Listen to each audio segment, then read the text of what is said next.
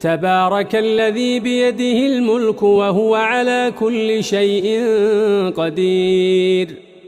الذي خلق الموت والحياة ليبلوكم أيكم أحسن عملا وهو العزيز الغفور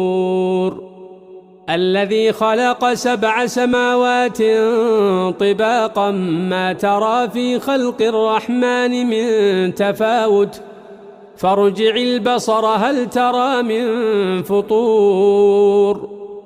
ثم ارجع البصر كرتين ينقلب إليك البصر خاسئا وهو حسير ولقد زينا السماء الدنيا بمصابيح وجعلناها رجوما للشياطين